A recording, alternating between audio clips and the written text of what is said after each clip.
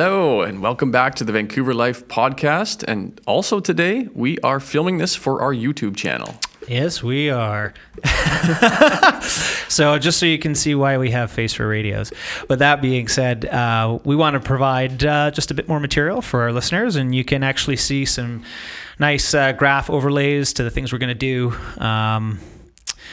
Just to kind of help with the argument so you can visually see it a bit better. Mm-hmm. Yeah, exactly. We're going to show graphs, charts, and it's just basically to help you consume content the way you like. If you prefer YouTube videos, then great. We're here to supply those as well. Totally. So let's talk about what we're going to talk about. Great. Yeah, today we are getting into the age-old question of should I buy or should I rent? Well, should I? It's a big question, and it's one that we hear very often. Yeah. And generally, it's always about money. What does my finances look like if I buy compared to if I rent? Yeah, I think the most people look at this from a financial perspective, but I think before we jump into the finances, because they're pretty easy to talk about, and a lot of people talk about them. Why don't we first of all let's touch on I don't know. The feels versus buying versus renting, because a home isn't just an asset. It shouldn't just be looked at as a transaction. It needs to be looked at as a place where you're going to potentially bring up a family, create memories, enjoy your space, personalize it, so many other things, right? So why don't we look at the value of buying versus renting from an emotional and stability perspective first before we jump into the data in terms of numbers. Right. I think that's a very key point. And there's some aspects, of course, of renting that people may not always consider. Maybe you haven't rented. Maybe it's your first time leaving home.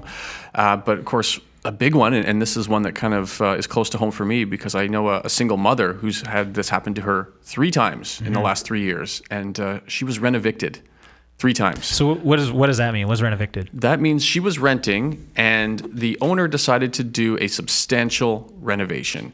And that basically means that she was given her notice to leave. Right. And this would be the same, of course, if a home sells and the new owner is coming into, you have basically equal rights. You are being forced out of that property that you're in. Right. And so could you imagine having to move 3 times in 3 years unexpectedly? I mean, it's a huge uprooting. We know as realtors, whether you're buying or renting, moving part of the transaction is one of the most stressful parts for anyone.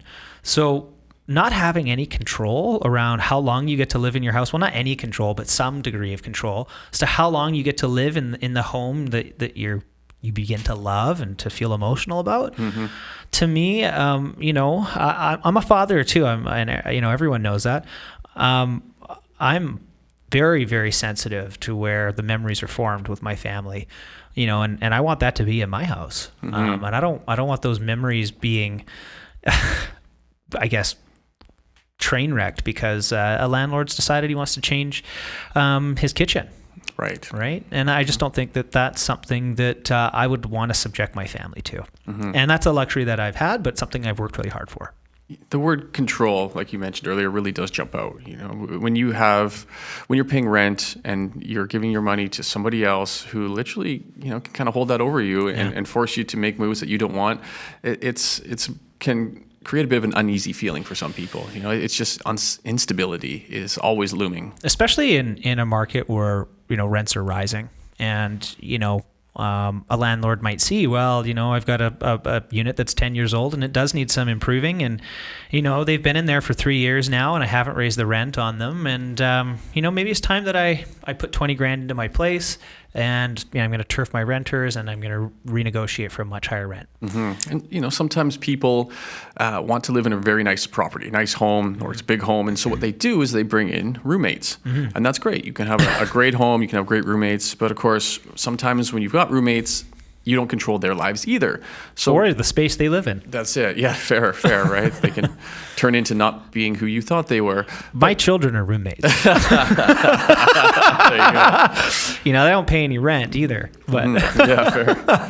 So again, maybe you have to go through that process of finding a new roommate every 6 months or a year or whatever it is. You know, it's never something that you look forward to doing. no, and you don't know who you're going to end up with. You know, and you start adding financial pressure to it, you maybe make a decision that you have to make as opposed to one you'd like to make.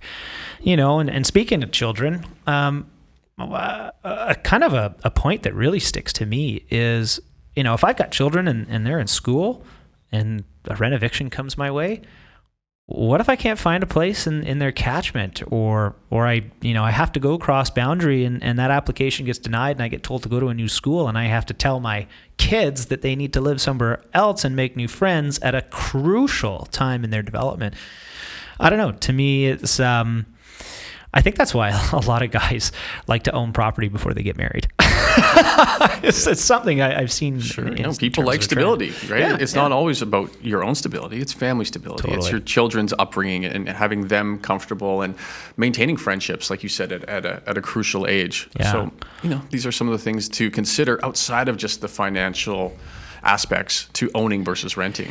Yeah, but I mean, without a doubt, certainly, I think the biggest argument is financial. You look at the majority of wealthy people in the world, and real estate is a part of their portfolio for many reasons, especially when they're on the investor side collecting rent as opposed to paying rent. With that being said, why don't we start breaking down some of the financials then? Okay. And so let's say you're a first-time home buyer in Vancouver, and you've got a few years of your salary saved up here. You've got $60,000, give or take 10% for closing costs. 1%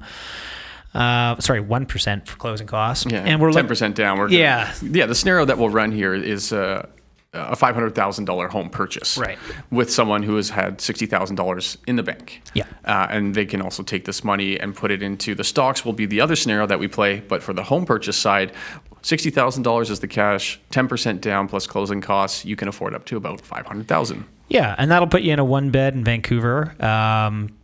Comparatively a 2-bedroom in Burnaby. If you go further out, you can even go to 3 beds in Surrey, Port Moody, Langley. Of course, they'd be a little bit older, but you should be able to achieve something decent for that price point in those areas. So there you go. Depending on where you need to live, you have options from, again, a 1-bed up to a 3-bed or even larger, depending how far out you go, from the downtown core. Right. So with $60,000 down on $500K, that leaves you with a $440,000 mortgage. Depending on your credit score, depending on how your mortgage application plays out, we're looking at one here that has mortgage insurance. So 10% down, you would need mortgage insurance, and we're looking at a rate of roughly 2.29%. At $440,000, that's roughly $450. Sorry, $450.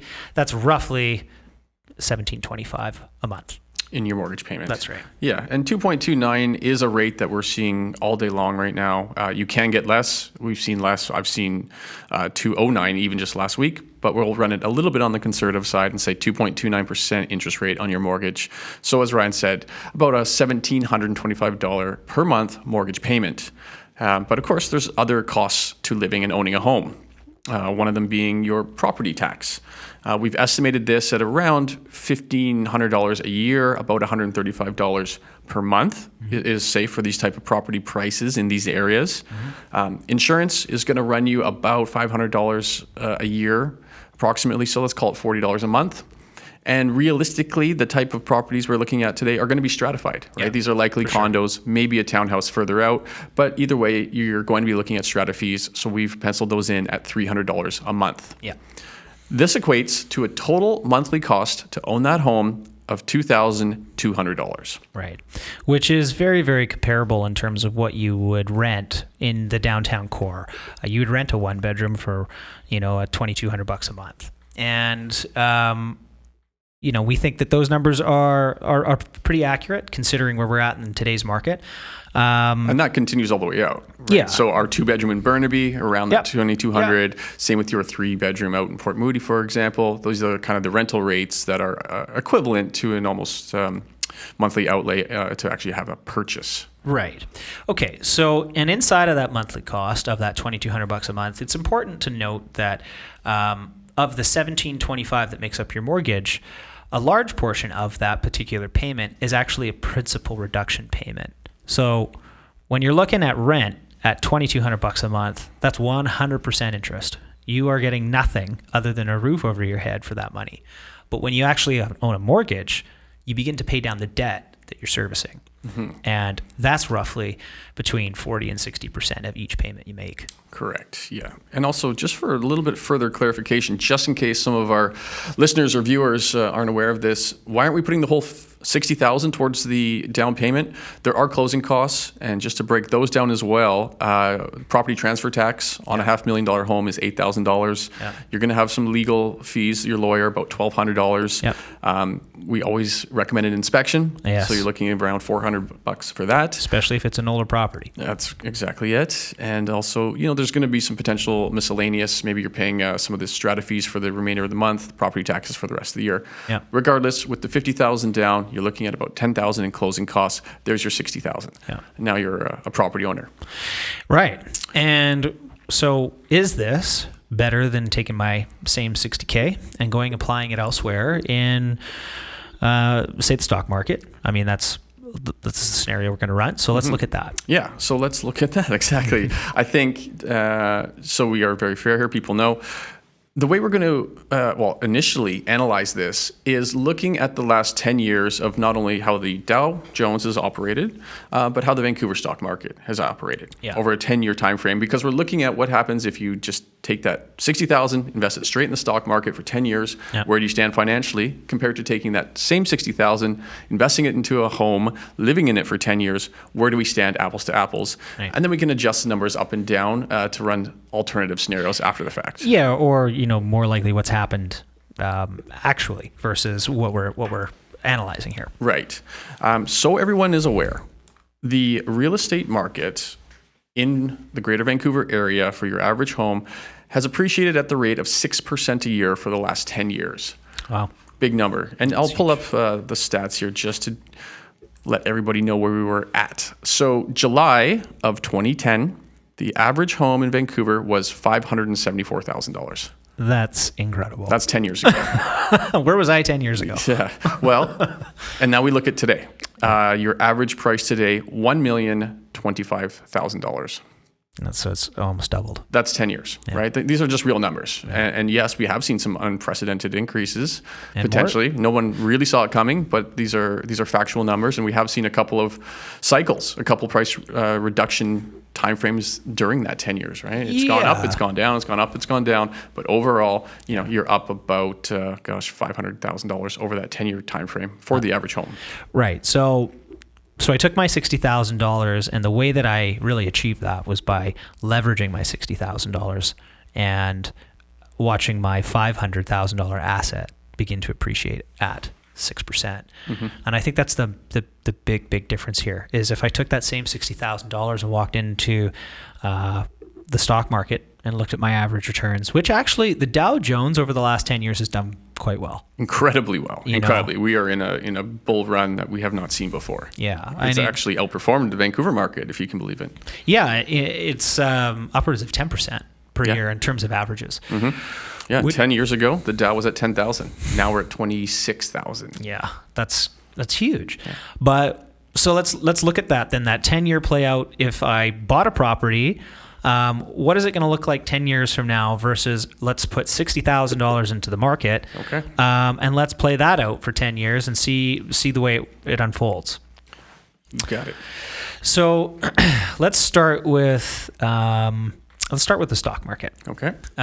So if I have $60,000 I'm bringing to the stock market in year one, and I can average a 10% gain over those 10 years, that's $6,000 that I will gain on my $60,000 in that first year.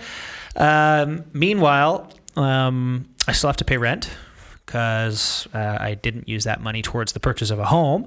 And at $2,200 a month, I'm looking at roughly $26,000, $26,400 to be exact, of annualized rent for my place. So, I mean, your rent number certainly wipes out any profit that you will have made in that year, right? So if we took out rent just for the sake of the argument, just so we could watch the multiplying effect of compound interest in the stock market, from year 1, by year 5, you would have made roughly $36,000 on a 10% gain, annualized every year. And then by year 10, you would be way up there at $95,000. $95,000. It's a pretty big number. That's an impressive return. Yeah, it is. But like I said earlier, I mean, you're still dealing with this annualized rent, right? So by year 2, you will have paid $26,000 times 2. So that's $52,000 now that you've paid in rent in 2 years. It gets way worse.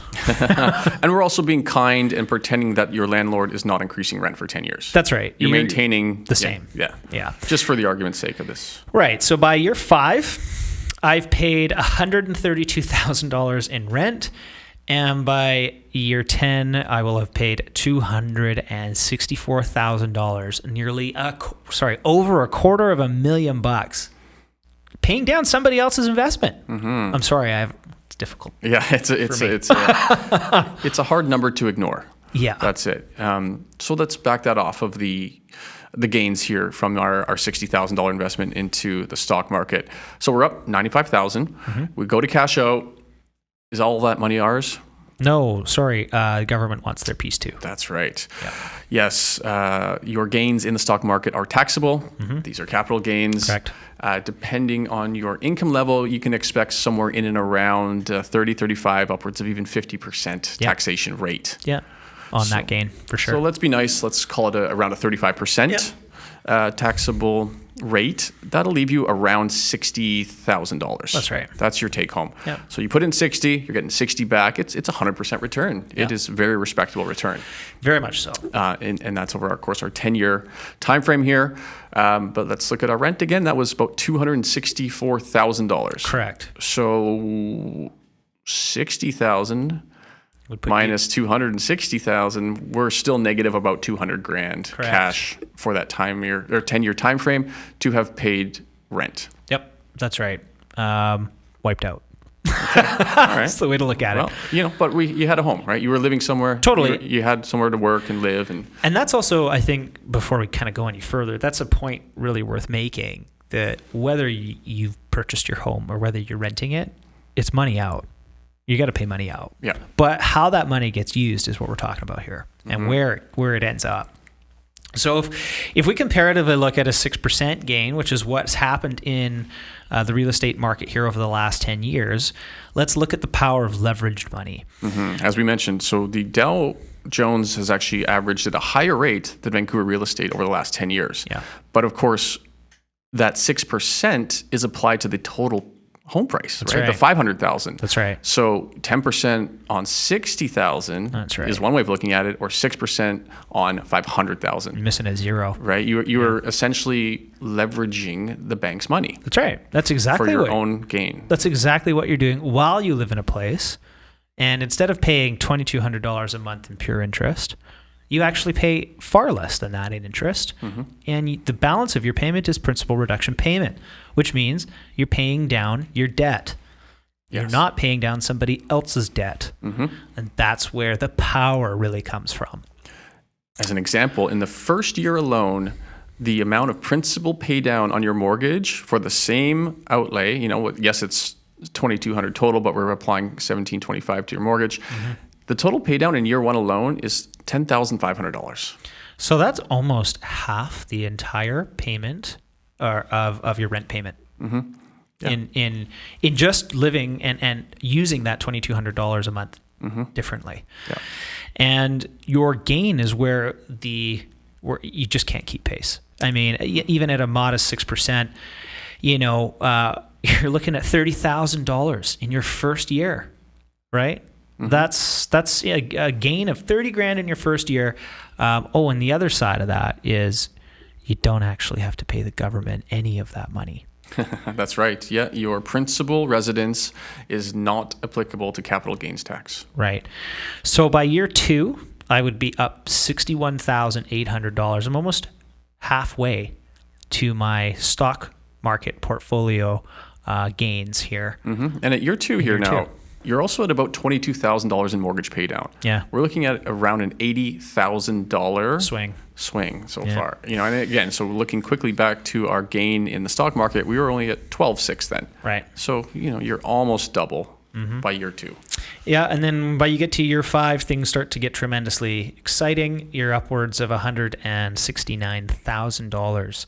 And what does the mortgage pay down look like by year 5? By year 5, I would have to double check on that, Ryan. But let's assume for the sake of argument, it's going to be somewhere around $50,000 or $60,000. Sure. Yeah. Exactly. Right. Sorry, it's $55,000. There you go. Yeah. Right. So by the time you end up in year 10, I mean, you're looking at a potential gain of $395,000 on a 1-bedroom apartment. Yeah, that home that you bought for $500,000, should the market emulate what it's done the last 10 years, is now worth just under $900,000. That's incredible, right? Now, of course, that gives you some options. Yes. Right? Maybe now you have a family. Maybe now you want something new. Maybe now you want to move to something bigger, whatever the case may be. You're sitting on about $535,000 in equity. Yeah. Now, after your mortgage pay down that you've been paying for 10 years, plus the appreciation, you've got over $500,000 to play with or to access. And that's so what nobody ever told me when I grew up was that everywhere I saved my money, I had to get it from the bank. But what this really is it's more or less your own personal bank. You have tons of options that become available to you once you've got this kind of equity. Even, you know what, if you back off the 10-year number and you even go to the 5-year number and you look at $169,000 gain, that $169,000 can be applied towards your down payment on a new home, which there's no doubt in my mind at today's cheap rates, you would be able to launch yourself forward into a much better property type far before the 10-year mark, right? And where it gets crazy is when you look at the gains in the stock market by comparison. I got to wait 10 years to get a 2-year return in real estate. Big change, big difference. Yeah. It's kind of shocked me to hear that, but it's when you look at the numbers, it really rings true here. Yeah, and so when you look at the vast majority of why people who are wealthy that own real estate, it's because they have this kind of power. It allows them to negotiate on all kinds of things because now that they have this equity, they've got a whole nother bank that they can access. That's lines of credits. It goes on and on, right? That's a good thing to touch on because it's something that maybe a lot of people don't recognize or don't think about at first. And yes, you do kind of add an additional layer of stability and security in your life. Yeah. Let's look at COVID, for example, what just happened. A lot of people suddenly found it very difficult to pay rent or to pay their mortgage. That's right. But the homeowner was allowed to defer their mortgage. That's right. Or potentially even access the equity in their home. That's right. To cover their expenses, their living costs, whatever it is. Yeah, right. Totally. They're just in a stronger position. And let's be honest here too, right? With the stock market, let's say you buy Apple stock, for example, and for some reason Apple starts tanking. Yeah. Well, you can't go down to Apple and tell them to work harder and make their company worth more. But you know what you can do? Invent something new. Yeah. But what you can do with your own asset, with your own home, is you can make improvements at some point. If you are thinking about selling and you're like, well, what if I just do a nice little $20,000, $25,000 kitchen reno to improve the value of my home? Will I see a return on that? Yeah. You very likely will. Maybe a $40,000 to $50,000 return. And here's the crazy part is that I can take the profits out and pay for my reno. So I don't even have to dip into my own bank where I'm getting paid through my job to do that. You know, if I decide to do it in year 3 and I can take out $20,000 in equity to do that, that's up to me. That's it. Right? And that improves your quality of life. Yeah. And it's not like you can, like Dan said, you can't just walk down to Apple and say, hey, work harder. I'm trying to add value to the stock here. You can't. You can't add value to your stock, right? But you can add value to your investment, your real estate investment. Right. And, it also gives you other options. Let's say life changes, work changes, whatever it is, and you want to, or you get the option to go travel for a year. Yeah. Well, you can now rent your place out. Yeah. And that's, instead of giving up everywhere you live, like I want to go travel for 2 months. Oh, I changed my mind. Sure. I want to come back. Well, I've got a short-term rental, so I'm okay here. There you go. Right. We don't have that when you rent a place. The only way you get to keep your home is by renting while you're gone. Yeah. Or subletting, if that's something your landlord will even allow. But again, you don't have control over that. That's it. Right? So I think, yes, these are all incredible advantages to home ownership. And yeah, we were talking about some big numbers here, but I think some people might say, okay, sure, guys, but we're in a once-in-a-lifetime bull run in Vancouver real estate. So let's pull these numbers back. Let's say we don't get a 6% return. Okay. What does it look like then? Let's do it. Let's back right off. Let's go to 1%. 1% a year. Okay. Yeah. And I think before we do that, a couple things we should mention. When you look at the history of Vancouver real estate prices, and we're going back to when the data began in the 70s, yes, everything has gone in a cycle. There's been highs, there's been lows. But something very important to notice is that even if someone has bought at the quote unquote top of a cycle, at the height of a market before a crash or a decline, it's never taken longer than 7 years for that price to have fully recouped up to where it began. Yeah.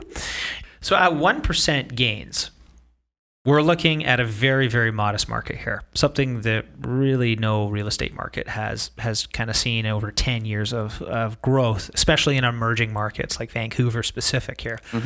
But if we back it right off to 1% and we look at that $500,000 gain, that's only $5,000 in the first year. Right. And again, let's play it out too. Let's say somebody buys today, the market absolutely tanks, but then it starts to come back. Yeah. Right. This is the other scenario. And so we're just ultimately saying over a 10-year period, do you see, a total of a 10% appreciation? I think we haven't seen it historically. It's always been higher, but let's run a worst case scenario here so we can just see what that outlay looks like. Totally. And I think there's a couple other variables in this scenario that are worth mentioning. I think if the economy does suffer and housing does go down or doesn't appreciate where it's supposed to, rent is typically it reflects that as well. But if you're smart and you've got yourself a variable mortgage rate, then your payments may go down as well. So again, something to chat with your financer about, but worth exploring. I think where you really see the value in a 1% annualized return is in the mortgage pay down, because that doesn't change. Right. Exactly. And I think that's where the spread really starts to make sense, because even at a 1% gain, I'm still paying down $10,500 every year, right? At a minimum. And that is creating a spread going the other way, even when there's very, very marginal gains. And as a result, by year 5, I will only have made, $25,000 on my place, but I'll have actually paid down $55,000, as we discussed before, plus that $25,000. Now I'm up at $75,000 again. Yeah. And that's changing my scenario again, right? That's it. So look, let's jump all the way to year 10. Yeah. So that $500,000 home is now worth $550,000. Right. Okay, sure. That's $50,000. It's nice, and I think we can say that's definitely on the safe side. But again, let's remember we've also seen $117,000 in mortgage pay down. Right. So even after your selling costs, should you want to sell that home, either to cash out or put that equity towards something larger or different, you're still sitting at over $200,000 in equity there. Yeah, and equity being the key word here, right? Because that $52,000 gain over 10 years is similar to the $60,000 gain you'd get in the stock market. But the big kicker here being that you're paying down your interest and you're paying down your mortgage, creating that equity gap. Whereas on the other side of the equation, you go in and you make 10% gains on your market investment, but you still have $22,000 a year going out just to live.